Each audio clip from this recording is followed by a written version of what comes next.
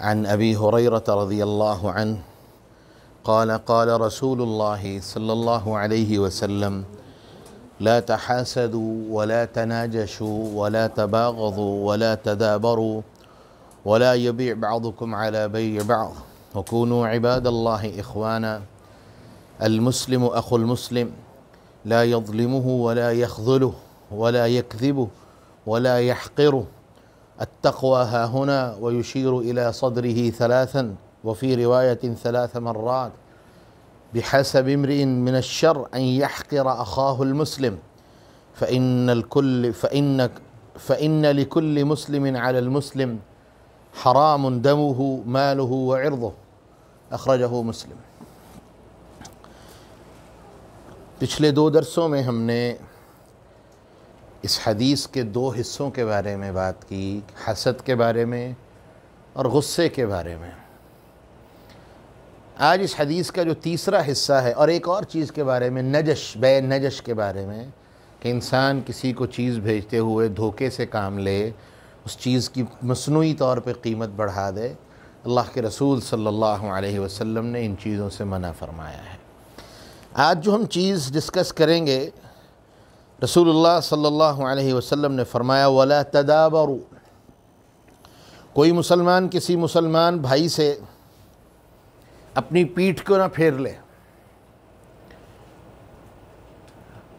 وَلَّا مُدْبِرًا، قرآن مجید کے اندر بھی یہ لفظ استعمال ہوا ہے، وَلَّا مُدْبِرًا وَلَمْ يُعَقِّبْ يَا مُوسَى، قوم موسیٰ علیہ السلام کو چھوڑ کے چلی گئی تو کیسے چلی گئی کہ یہ موسیٰ علیہ السلام کھڑے ہیں، یوں پیٹھ پھیری اور چلے گئے۔ مدبرین قرآن مجید میں استعمال ہوا ہے، جس کا مطلب کیا ہے؟ پیٹھ پھیر کے جانے والے، یعنی چلے جانے والے، کسی سے پیٹھ نہ پھیرے۔ مطلب کیا ہے؟ ابو عبید بیان کرتے ہیں المصارمہ والحجران، اس کا مطلب یہ ہے کہ کوئی مسلمان کسی مسلمان بھائی سے لڑائی کی وجہ سے، جھگڑے کی وجہ سے، ناراضگی کی وجہ سے اس سے قطع تعلقی نہ کرے۔ قطع تعلقی مسلمان کی مسلمان سے صرف ایک بنا پر ہو سکتی ہے کہ وہ بندہ اللہ کی کسی حد کو توڑنے والا ہے، اور اس نے اللہ کی حد کو توڑا، اس کے بعد اس مسلمان کو کوئی حق نہیں ہے کہ اس کے ساتھ اپنا تعلق رکھے۔ ہم آج مسلمان تو ہیں، اسلام کا نام بھی ہمیں مل چکا ہے، بلکہ جس دن ہم پیدا ہوئے تھے، چھوٹے سے جنین اور مولود تھے، تب سے ہم مسلمان ہیں الحمدللہ۔ لیکن اس کی حکمتیں، اس کے اصول، اس کے ضابطے ہم نے کبھی بھی نہ ان کو کھولنے کی کوشش کی، نہ پرکھنے کی کوشش کی، نہ ان کے اوپر کوئی توجہ دینے کی کوشش کی۔ نتیجہ آج کیا ہے کہ ہم اسلام کو جانتے تو ہیں، پہچانتے تو ہیں، لیکن اسلام کی روح ہمارے جسم میں موجود نہیں ہے، صرف نام کے مسلمان ہیں۔ اور معذرت کے ساتھ یہ انتہائی کڑوی بات کرنے لگا ہوں، لیکن حقیقت ہے کہ ہم سب نے اتنا اسلام قبول کیا ہوا ہے جتنا ہمیں پسند ہے، جتنا مجھے اچھا لگتا ہے، جس سے میری ذات کو فائدہ ملتا ہے، میں اتنا مسلمان ہوں۔ جہاں پر اسلام کی کسی حد سے میرے بھائی کو فائدہ پہنچے گا اور میری ذات کو نقصان پہنچے گا، میں اسلام کو ماننے سے انکار کر دوں گا۔ وہاں میں حیل و حجت سے کام لوں گا، وہاں میں فتوے بازی کے چکر میں پڑوں گا۔ مجھے فتویٰ چاہیے ہوگا کہ میں اس رستے سے کوئی پتلی گلی تلاش کروں اور نکل لوں، میرا اسلام بھی بچ جائے اور میں اسلام کا مذاق بھی اڑا کے چلا جاؤں۔ لیکن جہاں پر ہمیں حکم ہے کہ یہ کام کرو اور اس طرح کرو، وہاں ہم اسلام کی پرواہ نہیں کرتے۔ آج ہماری کتنے لوگوں سے ایسی دوستیاں ہیں جو ہر روز اللہ کی حدوں کو توڑتے ہیں، ہر روز اللہ کے ساتھ اللہ رب العالمین کی قائم کردہ حدود کو پامال کرتے ہیں، لیکن اس کے باوجود بھی ہماری ان سے دوستیاں بھی ہیں، تعلق بھی ہیں، رشتہ داریاں بھی ہیں، سب کچھ ہے۔ صحابہ کرام رضوان اللہ علیہم اجمعین بیان کرتے ہیں، ہم نے کبھی رسول اللہ صلی اللہ علیہ وسلم کو غصے اور غضب کی حالت میں نہیں دیکھا تھا، لیکن اگر کوئی بندہ اسلام کی حد کو توڑنے والا ہوتا، اللہ کے کسی حکم کا مذاق اڑانے والا ہوتا، اللہ کے کسی حکم کی توہین کرنے والا ہوتا، تو اللہ کی قسم ہم نے اللہ کے رسول سے زیادہ غصے والا کوئی دیکھا ہی نہیں تھا۔ اور پھر آپ اتنا غصہ فرماتے کہ چہرے کا رنگ سرخ ہو جاتا۔ مثال کے طور پہ سنن نسائی میں ایک روایت ہے، جیسے آج کل ہمارے کچھ بھائی اللہ تعالیٰ انہیں سمجھ عطا فرمائے، 3 طلاقیں دینے کے بعد ان کو 3 ہی تصور کرتے ہیں اور بعد میں حلالے کا رستہ چنتے ہیں، جو سراسر اسلام کے خلاف ہے۔ یہ کام اللہ کے رسول کی زندگی میں بھی ہوا۔ سنن نسائی میں روایت موجود ہے، اور اللہ کے رسول کے جب اس کی خبر ہوئی تو صحابہ کہتے ہیں فقام غاضبا، اللہ کے رسول کھڑے ہوئے اور اس طرح سے کہ چہرہ غصے سے سرخ ہو گیا، اور اللہ کے رسول نے کیا فرمایا؟ النبی اللہ موجود بینکم، اللہ کا نبی تمہارے درمیان موجود ہے اور تم اللہ کی آیتوں کے ساتھ اس طرح کھلواڑ کر رہے ہو، اس طرح مذاق اڑا رہے ہو اللہ کی آیتوں کا۔ آج ہمارے سامنے کوئی جو مرضی اللہ کی آیتوں کے ساتھ کر دے، ہم اپنے مفاد کو ترجیح دینے والے ہیں، ہم اپنے تعلق کو، جو سو کالڈ ہمارا تعلق ہے، اس کو ترجیح دینے والے ہیں۔ ہم نے کبھی اللہ کو اور اس کے دین کو ترجیح نہیں دی، اور ہماری کامیابی صرف اسی چیز میں ہے کہ ہماری اولویت اور پہلی ترجیح وہ اللہ کا دین ہو اور اللہ ہو۔ جس دن ہم اس معیار تک پہنچ جائیں گے تو پھر اللہ نے قرآن میں ایسے لوگوں کی نشانی بیان کی ہے، وَلَا يَخَافُونَ لَوْمَةَ لَائِمٍ، ساری دنیا ان کی دشمن ہو جائے، مخالف ہو جائے، ان کو گالیاں نکالے، برا بلا کہے، جو مرضی کہتے رہے، ان کو پرواہ نہیں ہوتی۔ کیوں؟ کیونکہ وہ سب کچھ اللہ کے لیے اور اس کے دین کے لیے کرنے والے ہوتے ہیں۔ اور موجودہ زمانے میں معذرت کے ساتھ جو اللہ والے ہوتے ہیں نا، لوگ ان کو بے وقوف ہی سمجھتے ہیں۔ جو اللہ کے دین کی بات کرتا ہے، اللہ کی حد کی بات کرتا ہے، لوگ اسے بڑا ہی بلا بلا کہتے ہیں، اسے بڑا ہی غلط سلط کہتے ہیں۔ کیوں؟ کیونکہ جیسے ہمارے معاملات ہیں ویسے ہی ہمارے ملنے والے لوگ ہیں، ایسے ہی کچھ ہوگا۔ اب رات ایک بات ہے، میرے ساتھ ایک معاملہ ہوا، ایک ساتھی کو کہا کہ یار یہ کام ہمیں کرنا چاہیے تھا، ہم نے نہیں کیا، غلط کیا ہے، لیکن اس کا ایک دوسرا حصہ ہے، چلو اب ہم وہ کر لیں گے۔ اس کے اوپر وہ گالی گلوچ اور غلیظ زبان کا استعمال کہ اللہ کی پناہ۔ کیوں؟ کیونکہ ہمارا اسلام سے تعلق بھی مفادات کی حد تک ہے، کہ جو ہمارے بڑے مسلمان تھے، ہم بھی مسلمان ہیں، اگر مسلمان نہ کہیں گے رشتہ دار گالیاں نکالیں گے، دوست احباب برا بلا کہیں گے، یہ دیکھو یہ مرتد ہو گیا، اسلام کو اس نے چھوڑ دیا، اس لیے بس اسلام کے اندر پھنسے ہوئے ہیں۔ مسلمان تو ہو گئے ہیں لیکن اسلام ہمارے اندر داخل نہیں ہوا، اور اللہ کی قسم اگر اسلام ہمارے اندر داخل ہو جائے، اور وہ داخل کیوں نہیں ہوتا، اس کا سبب بھی رسول اللہ صلی اللہ علیہ وسلم نے سمجھایا کہ ہم لوگ فتنوں کو اپنے دلوں میں جگہ دینے والے لوگ ہیں، فتنے حملہ کرتے ہیں، اور اللہ کے رسول نے فرمایا تعرض الفتن علی القلوب، اللہ کی طرف سے فتنے انسان کے دل پر اٹیک کرتے ہیں، اور ہم ان فتنوں کو ویلکم کرتے ہیں، مرحبا کہتے ہیں، خوش آمدید کہتے ہیں، جی آیاں نو کہتے ہیں، آؤ بھائی ہمارا گھر تو ہے ہی اس کام کے لیے، آؤ اپنا ڈیرا ڈال لو۔ لیکن ہم نے یہ ڈیرا نہیں ڈلوایا، بلکہ اللہ کے رسول نے فرما دیا ہم نے اپنے دل پہ ایک سیاہ نقطہ لگوا لیا ہے، اور روز روز فتنے آتے ہیں، ہم روز روز ان فتنوں کا شکار ہوتے ہیں، یہاں تک اللہ کے رسول نے فرمایا پورے کا پورا دل سیاہ ہو جاتا ہے، اور اس دل میں ایمان کے داخل ہونے کی کوئی جگہ باقی نہیں رہتی۔ اور دوسرے دل کے بارے میں فرمایا وہ دل جس پر فتنے آتے ہیں اور وہ اپنے اللہ سے چمٹ جاتا ہے کہ میرے اللہ مجھے ان فتنوں سے بچا کے رکھنا، اللہ کے رسول فرماتے ہیں اس کے دل کے اوپر ایک سفید نقطہ لگا دیا جاتا ہے، یہاں تک کہ وہ دل پورے کا پورا روشن ہو جاتا ہے، اور پھر فرمایا جب وہ روشن ہوتا ہے قیامت کی دیواروں تک اس دل کو کوئی فتنہ نقصان نہیں دے سکتا۔ اللہ کے رسول نے ضمانت دے دی، اور میرے اللہ نے ایک ہی بات کہی ہے، ادخلوا فی السلم کافہ، لوگو اسلام میں پورے کے پورے داخل ہو جاؤ۔ یہ نہیں کہا کہ جتنا پسند ہے اتنا دین لے لو باقی چھوڑ دو۔ یہ کن کا طرز عمل تھا؟ کن کا تھا؟ یہودیوں کا۔ تو کیا ہم یہودی بننا پسند کریں گے؟ عیسائی بننا پسند کریں گے؟ یہ ان کا طرز عمل تھا، مومن کا طرز عمل نہیں۔ کیونکہ مومن جب کہتا ہے اشہد ان لا الہ الا اللہ وحدہ لا شریک لہ، تو پھر اس میں پورے کا پورا داخل ہونا پڑے گا۔ جب وہ یہ کہتا ہے وَأَنَّ مُحَمَّدًا عَبْدُهُ وَرَسُولُهُ، تو محمد کی اطاعت کو سر سے لے کے پاؤں تک اپنے اوپر نافذ کرنا پڑے گا، تبھی صحیح معنوں میں اس کلمے کا حق ادا ہوگا۔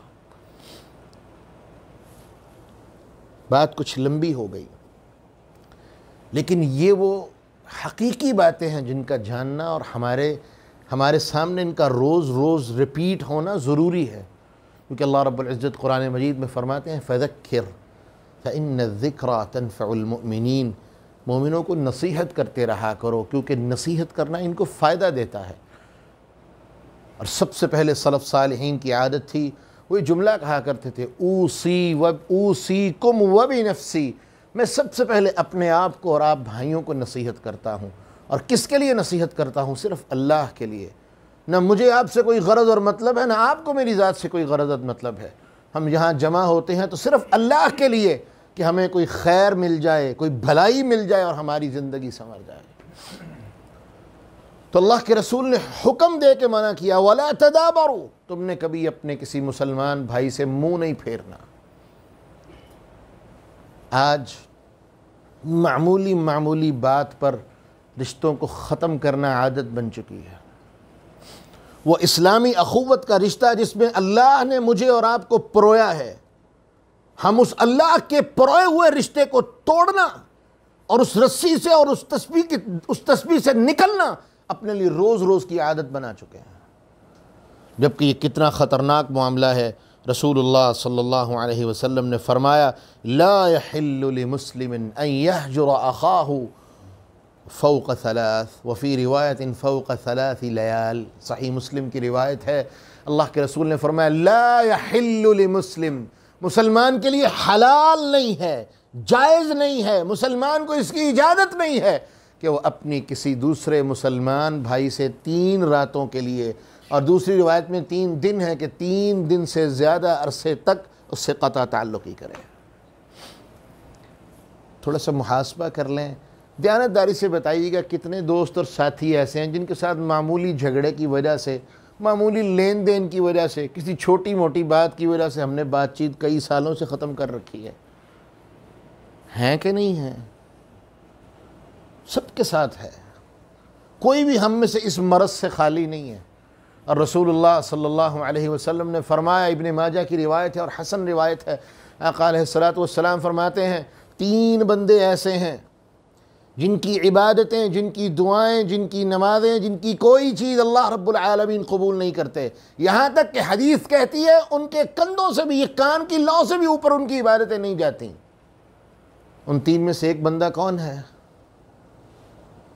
جو اپنے کسی مسلمان بھائی سے 3 دن سے زیادہ قطع تعلقی کرے۔ بڑے آپ کو ایسے ملیں گے جو تہجد گزار بھی ہوں گے، لیکن ان کی زبان سے کوئی محفوظ نہیں ہے۔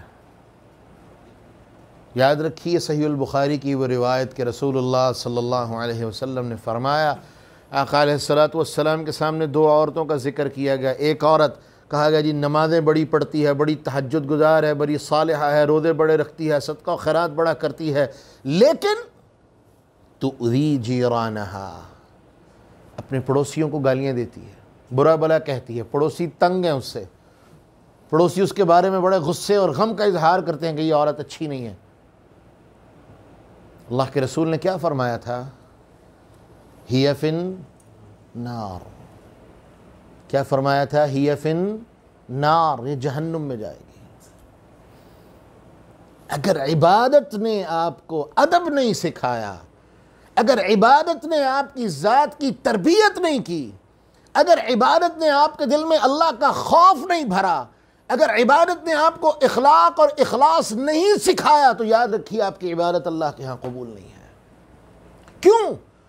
نماز ایک اکیلی عبادت ایسی ہے جس کے بارے میں میرے رب نے قرآن میں کہہ دیا ان الصلاۃ تنہی عن الفحشاء والمنکر، لیکن آج تو ہماری نمازیں ایسی ہو چکی ہیں کہ ان الصلاۃ تدعو الی الفحشاء والمنکر والعیاذ باللہ، کہ نمازیں بھی پڑھتے ہیں، اور ساری منکرات اور فحشات موجود ہیں، لیکن شاید ہی وہ بندہ ہمیں ملے کہ جس کی نماز اسے برائی سے اور بے حیائی سے روکنے والی ہو۔ اور اللہ ہمیں معاف فرمائے، ہم نمازوں کے بارے میں بڑی ہی کوتاہی کا شکار ہیں۔ اللہ ہم سب کو معاف فرمائے۔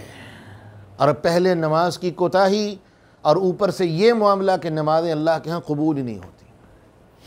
دوسری عورت کا ذکر کیا گیا، کہا جی نمازیں کم پڑھتی ہے، یعنی کیا مطلب؟ صرف فرائض، نفل شفل اتنے نہیں پڑھتی، روزے بھی صرف فرض رکھتی ہے، صدقہ و خیرات بھی فرمایا پنیر کے ٹکڑے، یعنی جو بالکل اس کے گھر کی ردی چیز ہوتی ہے وہ اللہ کے راستے میں صدقہ کرتی ہے، لیکن لوگوں نے کبھی اس کی بد اخلاقی کی شکایت نہیں کی، لوگوں نے کبھی اس کے بارے میں کمپلین نہیں کی کہ یہ بڑی بری عورت ہے، ہم اس سے بڑے تنگ ہیں، کردار کی شکایت کسی نے نہیں کی۔ رسول اللہ صلی اللہ علیہ وسلم نے فرمایا یہ عورت جنتی ہے، ہی فی الجنہ، یہ جنت میں جائے گی۔ تو ہمارے لیے حلال نہیں کہ اپنے کسی مسلمان بھائی سے 3 دن سے زیادہ ناراضگی اختیار کریں۔ یہاں 2 سگے بھائی آپس میں مرنا جینا ختم کر لیتے ہیں، کس بات پہ؟ کہ جی اس نے میری بیٹی کا رشتہ اپنے بیٹے کے لیے مانگا تھا، میں نے انکار کر دیا، اس نے میرے ساتھ مرنا جینا ختم کر دیا۔ کیا رشتے زبردستی بنائے جاتے ہیں؟ اس سے میں نے پیسے مانگے تھے، اس کے پاس پیسے تھے، اس نے مجھے قرض نہیں دیا، لہذا میرا اس کے ساتھ تعلق ختم۔ میں نے اس سے گاڑی مانگی تھی، یہ مجھے دے سکتا تھا، اس نے دینے سے انکار کر دیا تھا، میرا اس کا تعلق ختم۔ میرے بھائی، اگر اللہ جواب میں کہہ دے کہ تم نے میرے بنائے ہوئے تعلق کو ختم کیا ہے، میں تم سے تعلق کو ختم کرتا ہوں، کیا کر لو گے؟ اور اللہ کہہ سکتا ہے کہ نہیں کہہ سکتا؟ جب ہم اس کی حدوں کو روز توڑنے والے ہوں گے، اس کی حدوں کی روز پامالی کرنے والے ہوں گے، روز اس کی حدوں کو اپنے پیروں تلے روندنے والے ہوں گے، تو کیا اللہ اس بات کا حق نہیں رکھتا کہ وہ کہہ دے کہ میں نے تمہیں بھائی بنایا تھا، تم نے بھائی چارہ توڑ دیا، میں اللہ تم سے اپنے تعلق کو ختم کرتا ہوں؟ اور اس شخص سے زیادہ حقیر انسان اس دنیا میں کوئی نہیں ہو سکتا جس کا رب اسے کہہ دے جا میرا تجھ سے کوئی تعلق نہیں ہے۔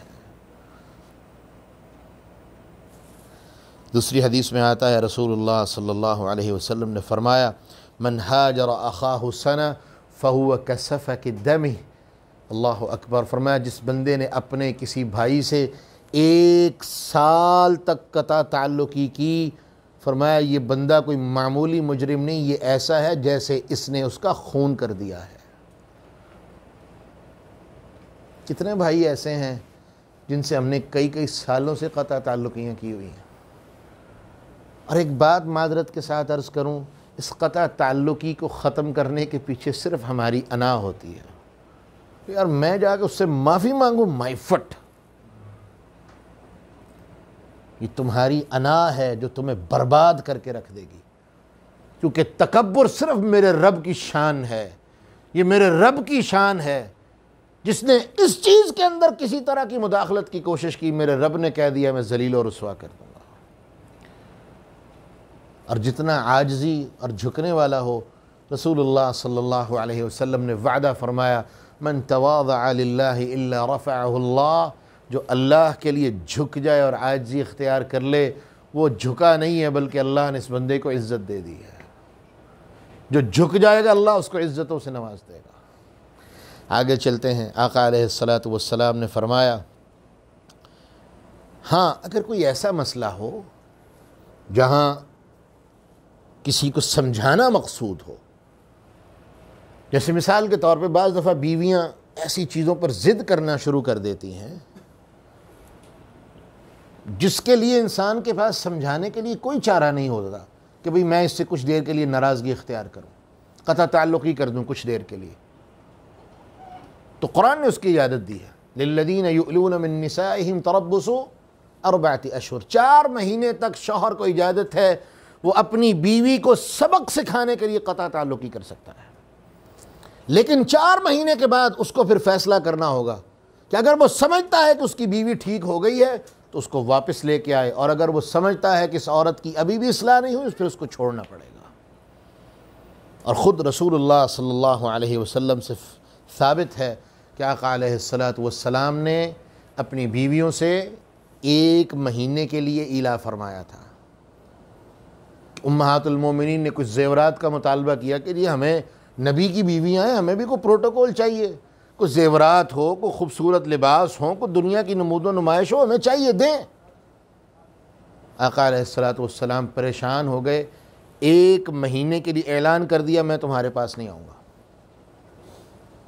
1 مہینے کے لیے اللہ کے رسول نے گھر والیوں سے تعلق ختم کر لیا۔ اور اس دوران ایک واقعہ ہوا، زبانیں کھولنے والے تو کھول لیتے ہیں، وہ اصل میں اپنی زبانیں کھول کے اپنی اصلیت کا اعلان کرتے ہیں کہ ہم کون سی نسل سے ہیں، کیونکہ کتا جب بھی بھونکتا ہے وہ اپنی نسل کی پہچان کرواتا ہے۔ جناب عمر رضی اللہ عنہ، جن کے بارے میں آج بڑے بڑے درندے بکواس کرنے والے زمانے میں موجود ہیں، اللہ یا تو ان کو ہدایت دے دے، نہیں تو اپنی لعنتیں ان کے اوپر برسائے، جو اللہ کے رسول کے ساتھیوں کے بارے میں اس طرح کی بکواس کرتے ہیں۔ سیدہ حفصہ رضی اللہ عنہا کے گھر گئے اور جا کے ان کو تھپڑ مارا اور یہ لفظ کہے کہ حفصہ تیری جرت کیسے ہوئی تو اللہ کے رسول سے اس طرح کا مطالبہ کرے۔ ابو بکر کی بیٹی عائشہ یہ مطالبہ کرتی، اس کا حق تھا، کیونکہ ابو بکر بڑا ہے، اس عورت کا، اس بیٹی کا باپ بڑا ہے، وہ بڑے باپ کی بیٹی ہے، بڑے شخص کی بیٹی ہے، وہ تو اس طرح کا مطالبہ کرے، بات سمجھ آتی ہے۔ تیرا باپ تو بڑا کمزور انسان ہے اور تو ایک کمزور انسان کی بیٹی اللہ کے رسول کے سامنے اس طرح کے مطالبے کر رہی ہے۔ تو آقا علیہ الصلاۃ والسلام نے کہا عمر بھائی خبردار، یہ میاں بیوی کا معاملہ ہے، تمہیں انٹرفیئر کرنے کی اجازت نہیں ہے، تمہیں مداخلت کرنے کی اجازت نہیں ہے، چلو شاباش، یہ میاں بیوی کا معاملہ ہے، باپ بیٹی کا معاملہ ہو تو آپس میں کرنا، لیکن یہ میری بیوی ہے، مجھ سے مطالبہ کر رہی ہے، تمہیں مداخلت کی اجازت نہیں ہے۔ تو آقا علیہ الصلاۃ والسلام نے 29 دن کے بعد آپ گھر تشریف لائے۔ تو اماں جی عائشہ نے کہا جی آپ نے تو کہا تھا 1 مہینہ نہیں آنا، آپ پہلے ہی آ گئے، ابھی تو مہینہ پورا ہی نہیں ہوا۔ تو آقا علیہ السلام مسکرا دیے، تو کہا عائشہ ہم انبیاء کی جماعت پڑھے لکھے نہیں ہیں، لیکن اتنا جانتے ہیں، ہاتھ کے اشارے سے بتایا کہ کبھی کبھی مہینہ 29 کا ہوتا ہے، کبھی کبھی مہینہ 30 کا بھی ہوتا ہے۔ تو بات کرنے کا مقصد یہ، جہاں کسی کو ادب سکھانا مقصود ہوگا، اور وہ کون سے؟ میاں بیوی کا رشتہ باپ اپنی اولاد سے قطع تعلق ہی کر سکتا ہے، لیکن ادب سکھانے کے لیے، ان کی تربیت کی خاطر، جیسے سیدنا ابن عمر رضی اللہ عنہ کے بارے میں آتا ہے کہ انہوں نے اپنے بیٹے سے سنت کی مخالفت کی وجہ سے، ان کے بیٹے نے کہا کہ ہم اپنی عورتوں کو، معاشرے کے اب حالات ٹھیک نہیں رہے، باہر عورتیں محفوظ نہیں ہیں، ان کو مسجد نہیں جانے دیں گے۔ عبداللہ ابن عمر کے بیٹے نے کہا، تابعی ہیں، تو عبداللہ ابن عمر نے کہا تو کون ہوتا ہے؟ کہ اللہ کے رسول صلی اللہ علیہ وسلم نے کہا لا تمنعوا اماء اللہ مساجد اللہ، کہ اللہ کی بندیوں کو مسجدوں سے نہ روکو، اللہ کی بندیوں کو مسجدوں میں آنے دو، تو کون ہوتا ہے عورتوں کو روکنے والا؟ اگر تو نے اپنی اس بات سے رجوع نہ کیا، اللہ کی قسم میں تجھ سے کلام نہیں کروں گا۔ اور تاریخ کی کتابوں میں ملتا ہے کہ وہ اپنی بات پر اڑے رہے، جب تک عبداللہ ابن عمر زندہ رہے ان سے کلام نہیں کیا۔ تو ادب سکھانے کی خاطر، کسی چیز کو سمجھانے کی خاطر، اگر باپ اپنی اولاد سے قطع تعلقی کرتا ہے تو اس کی اجازت شریعت نے دی ہے، لیکن رشتے کی اجازت ہے، شوہر بیوی سے کر سکتا ہے، باپ بیٹے سے کر سکتا ہے، رشتوں میں یہ معاملہ ہو سکتا ہے، لیکن اس کے اندر بھی لمبی مدت نہیں ہونی چاہیے۔ ہاں اگر اولاد اصلاح کے لیے تیار نہیں تو شاید یہ مدت لمبی بھی ہو جائے، لیکن اپنی کوشش کو جاری رکھنے کے لیے کوشش کرنی چاہیے کہ اس مدت کو مختصر کر لیا جائے۔ تو پوری گفتگو کا خلاصہ یہ کہ پہلا قانون یہ ہے کہ کوئی مسلمان اپنے کسی مسلمان بھائی سے ناراضگی اختیار نہ کرے، اور ناراضگی اختیار کر کے اپنی پیٹھ کو، اپنے تعلق کو اس سے ختم نہ کرے، اور اگر کوئی تعلق ختم کرتا ہے تو یاد رکھے وہ معمولی عمل کرنے والا نہیں بلکہ بہت بڑے جرم کا مرتکب ہے۔ اور رسول اللہ صلی اللہ علیہ وسلم نے فرمایا، آخری بات سنا کے بات کو ختم کر دوں، آقا علیہ الصلاۃ والسلام فرماتے ہیں کسی مسلمان کے لیے حلال اور جائز نہیں ہے وہ اپنے کسی مسلمان بھائی سے 3 دن سے زیادہ قطع تعلقی کرے، اور 3 دن کے بعد اس کو چاہیے جب 3 دن گزر جائیں تو اگلے دن کا انتظار نہ کرے بلکہ فوراً اپنے بھائی کے پاس جائے اور اس کو جا کے ملے اور اس کو سلام کرے، فَإِن رَدَّ عَلَيْهِ السَّلَامَ، اور اگر اس کا بھائی بھی اس کے سلام کا جواب اسے دیتا ہے، فَقَدْ اشْتَرَكَا فِي الْأَجْرِ، تو دونوں نے اللہ کی طرف سے اجر کو اور خیر کو، بھلائی کو پا لیا۔ اور اگر وہ اس کا جواب نہیں دیتا، اس نے جا کے سلام کی، اگلا بندہ اس سے منہ موڑ لیتا ہے، جواب نہیں دیتا، تو فَقَدْ بَاءَ بِالْإِثْمِ، وہ بندہ جس نے جواب نہیں دیا، رشتے کو قطع تعلقی کی طرف جانے دیا کہ نہیں میں اس سے سلام نہیں کروں گا، کلام نہیں کروں گا، تو پتہ ہے کیا چلتا ہے کہ اللہ کے رسول فرماتے ہیں فَقَدْ بَاءَ بِالْإِثْمِ، یہ بندہ کوئی معمولی کام کرنے والا نہیں بلکہ گناہ کا کام کرنے والا ہے۔ اور اس کے بعد اللہ کے رسول نے فرمایا کہ جس بندے نے اس کو سلام کی ہے، فرمایا خیرہم الذی یبدأ بالسلام، جس نے سلام میں پہل کر لی ہے وہ کامیاب ہے اور خیر پہ ہے۔ تو ہم نے خیر والا بننا ہے۔ ہم نے اگر کوئی چل کے ہمارے پاس آ جاتا ہے تو اپنی اکڑ نہیں دکھانی، وہ چل کے آ گیا ہے، اللہ کے لیے معاف کر دیں، معاملے کو ختم کریں۔ اور یہ بات کئی دفعہ سنا چکا ہوں، آج پھر اس موقع پر سنانا بہت ضروری ہے۔ رسول اللہ صلی اللہ علیہ وسلم نے فرمایا میں اس شخص کے لیے اللہ کی جنتوں میں محل کا ضامن ہوں، گارنٹر ہوں، ذمہ دار ہوں، گارنٹی دیتا ہوں اس شخص کو جو حق پہ ہونے کے باوجود بھی جھگڑے کو چھوڑ دے، جھگڑے کو ختم کر دے، کہ میں حق پہ ہوں لیکن میں جھگڑا نہیں چاہتا، میں حق پہ ہوں میں لڑائی نہیں چاہتا، چھوڑ دے، اللہ کے لیے چھوڑ دے کہ بھائی تو زیادتی کر رہا ہے نا، کر لے، میں نے تیرے ساتھ زیادتی نہیں کرنی۔ جیسے وہ دو بھائیوں کا قصہ جس کا ذکر ہم نے پچھلے درس میں کیا تھا کہ ایک بھائی نے دوسرے بھائی کو کیا کہا تھا، انی ارید ان تبوء باسمی واسمک فتکون من اصحاب النار، تو مجھے قتل کرنا چاہتا ہے تو کر لے، میں تیرے اوپر ہاتھ نہیں اٹھاؤں گا، میں تیری طرف ہاتھ نہیں بڑھاؤں گا، اور اگر تو مجھے قتل کرے گا تو یاد رکھ میرا گناہ بھی تیرے سر پہ ہی چلا جائے گا اور میں اللہ کے ہاں معاف کر دیا جاؤں گا، تو جہنم میں چلا جائے گا۔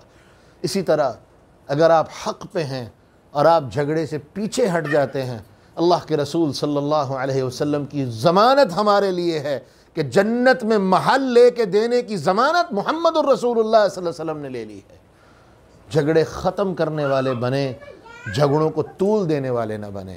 اللہ ہمارے دلوں میں محبتیں پیدا فرمائے، اخلاص نصیب فرمائے، اور اللہ رب العزت ہمارے اوپر اپنی رحمتوں کے اور اپنے فضل کے معاملے فرمائے، اور اللہ رب العزت جو ہمارے دلوں میں اپنے مومن بھائیوں کے لیے نفرتیں ہیں اللہ رب العالمین ان کو دور فرما دے۔ یاد رکھیے ایک مومن کے دل میں کسی مومن کے لیے نفرت کی گنجائش نہیں ہے، اور یہ نفرت کی گنجائش کسی منافق کے دل میں تو ہو سکتی ہے، مومن کے لیے مومن کے دل میں محبت ہی ہوتی ہے اور محبت ہی رہنی چاہیے۔ اللہ ہمیں اس کے اوپر بقا عطا فرمائے۔ وآخر دعوانا ان الحمد للہ رب العالمین۔